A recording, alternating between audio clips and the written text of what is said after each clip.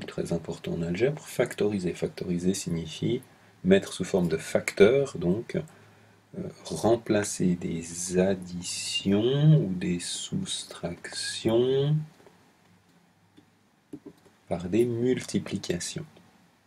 Pour ceci, nous avons toute une batterie de méthodes que nous avons mises en place dans ce chapitre. Si on récupère quelques éléments donc déjà vus, nous avons une procédure quasi algorithmique pour factoriser. Donc, si je prends maintenant le premier exemple, 36x6y2 plus 36x4 plus y3 plus 9x carré y, donc je vais le réécrire, 36x6y2 plus 36x4y3 plus 9x carré y4. Première méthode à disposition, la mise en évidence. Est-ce qu'il y a quelque chose de commun? Est-ce qu'il y a des facteurs communs dans ces trois expressions? Alors, j'observe qu'au niveau numérique, 36, 36 et 9, je peux bien sûr mettre en évidence 9.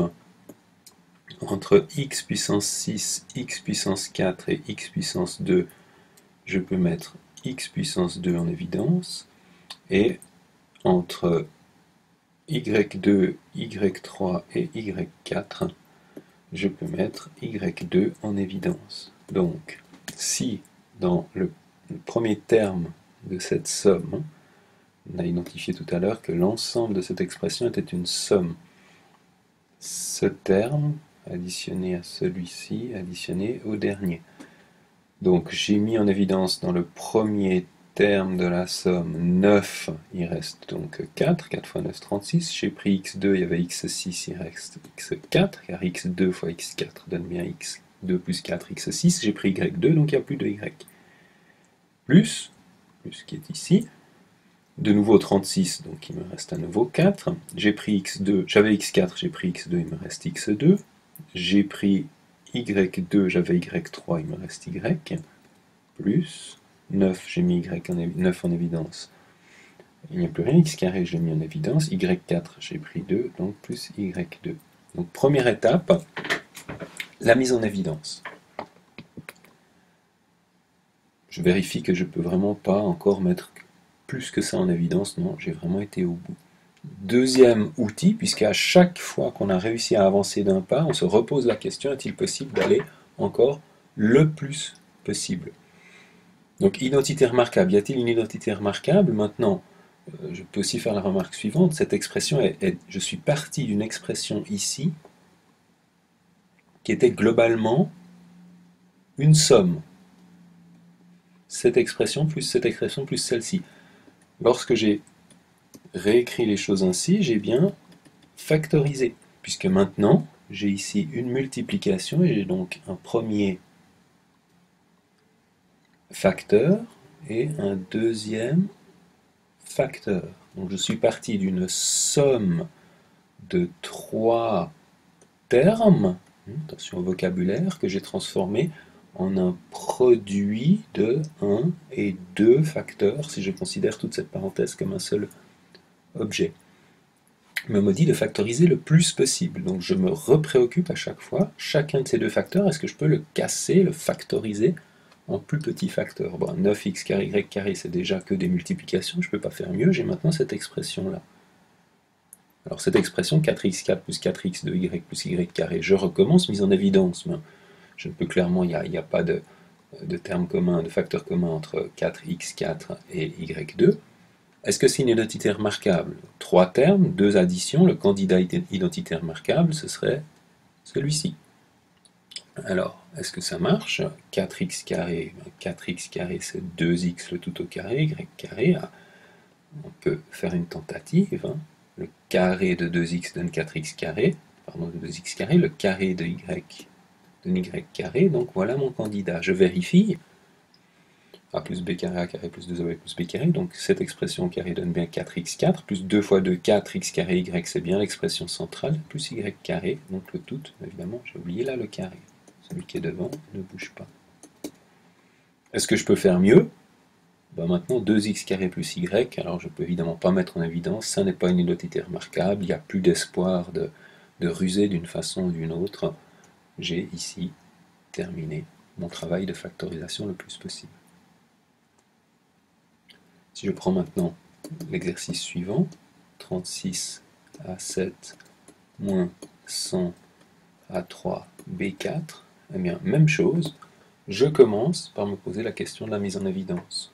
Entre 36 et 100, qu'y a-t-il de commun? Ben, il y a 4. Entre A7 et puis A3, B4, qu'est-ce qu'il y a de commun? Il y a A3. Je mets en évidence, 36, j'ai pris 4, il reste 9, multiplicativement, A3, A7, j'ai pris A3, il reste A4, A3 fois A4 donne bien A3 plus 4, 7, moins, j'ai pris 4 devant, donc 4 fois 25, 100, le A3 est passé devant, il reste B puissance 4. Même structure que tout à l'heure. J'ai une différence transformée en produit. Premier terme 4a cube est déjà totalement multiplicatif. Deuxième expression, cette grosse parenthèse. Est-ce que je peux remettre en évidence? Non. Est-ce que c'est une identité remarquable? Cette fois-ci, si c'est un candidat identité remarquable, bien sûr, ce serait là, cette fois-ci, plutôt cette troisième identité remarquable, puisque nous avons une différence de carré, Donc on se rend bien compte que 9a4 c'est le carré de 3a carré et 25b4 le carré de 5b carré. Donc ici j'ai quelque chose qui est 3a carré plus 5b carré fois 3a carré moins 5b carré. J'ai utilisé la troisième identité remarquable. Devant ça ne bouge pas. Et je continue. Est-ce que 3a carré plus 5b carré, est-ce que 3a carré moins 5b carré peuvent-elles, ces deux expressions, ces deux facteurs de ma factorisation actuelle, est-ce qu'ils peuvent être encore cassés plus petits, en plus petits facteurs? 3a carré plus 5b carré, il y a une addition, il n'y a pas de AB ou de A ou de B dans chacun des deux termes là, de cette expression, donc là je ne peux rien faire de plus. Ici j'ai une différence de carré, mais 3 et 5 ne sont pas vraiment des nombres dont on peut facilement dire qu'ils sont des carrés. Évidemment, on pourrait écrire racine de 3a, etc. Mais enfin, on va factoriser en entier. Donc, à partir de ce stade-là, je m'arrête, je ne peux pas factoriser encore plus. Je passe à la page suivante pour terminer cet exercice. Donc j'en suis au troisième. 2x carré plus 8x moins 64, et je recommence, mise en évidence, eh bien je peux mettre 2 en évidence, 4x moins 32. Est-ce que je peux mettre plus en évidence? Non. Est-ce que c'est une identité remarquable? Eh bien, j'ai 3 termes, et 32 n'est pas un carré parfait, donc si c'est une identité remarquable, ça ne peut être que la quatrième identité remarquable ici. Alors j'essaye d'utiliser cette quatrième identité remarquable. Donc je cherche deux nombres dont la somme, lorsque je les additionne, j'obtiens le facteur qui est devant x, c'est-à-dire 4, et lorsque je les multiplie, j'obtiens moins 32. Donc comment multiplier deux nombres pour obtenir 32 ou moins 32, et lorsque je les additionne, j'obtiens 4. Eh bien 4 fois 8 fait 32, et puis plus 8 et moins 4, donc 8 fois moins 4 fait bien moins 32, et puis 8 moins 4 fait bien 4. Fin de la factorisation, je ne peux évidemment pas aller plus loin.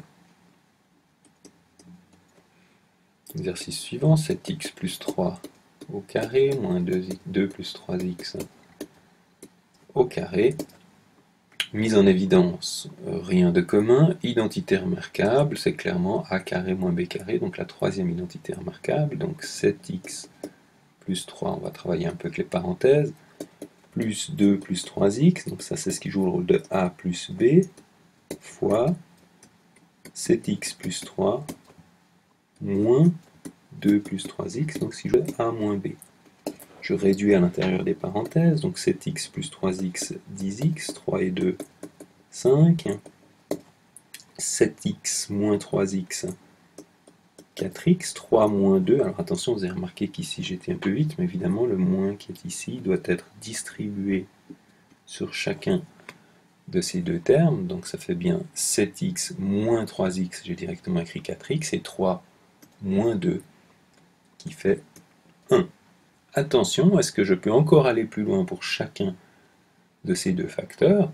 4x moins 1, je peux clairement rien faire, mais 10x plus 5, si je veux vraiment aller au bout, je peux encore mettre 5 en évidence, fois 2x plus 1, fois 4x moins 1. Là, c'est terminé.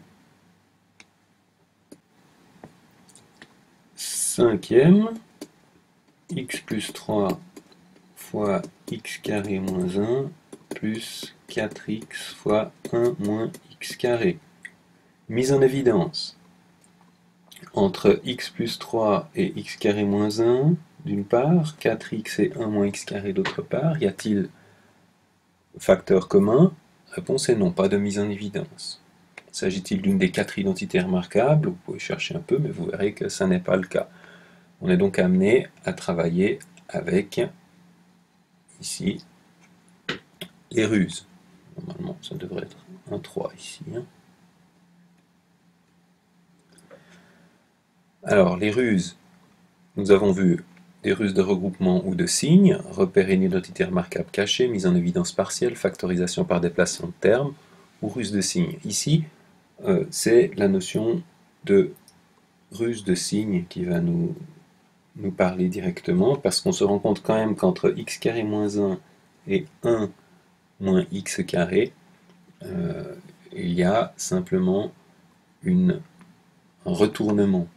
À savoir que 1 moins x carré, je peux l'écrire, donc x plus 3, la première partie je ne la touche pas, mais 1 moins x carré c'est la même chose que x carré moins 1, auquel je change le signe.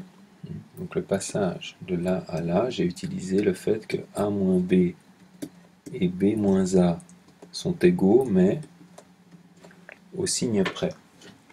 Pourquoi avoir fait cette ruse-là? Parce que maintenant j'ai un x carré moins 1 et un x carré moins 1. Alors j'ai ce signe moins ici à traiter. Je vais y aller tranquillement. Donc x plus 3 fois x carré moins 1. Le moins, je vais le mettre devant le produit. Puisque par exemple 2 fois moins 3 serait la même chose que moins 2 fois 3. Et maintenant j'ai fait apparaître tout ceci pour arriver à faire apparaître un facteur commun que je peux mettre en évidence. Il me reste, j'ai pris x carré moins 1, il me reste x plus 3, moins, j'ai pris x carré moins 1, 4x.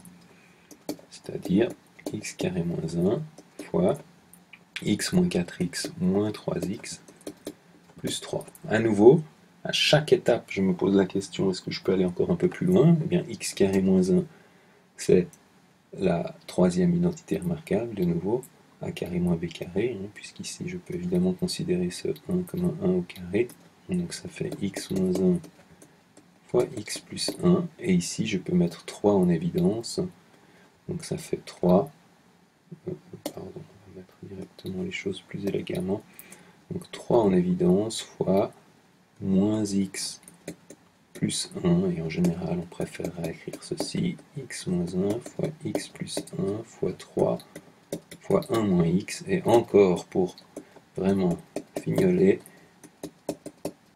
mais en général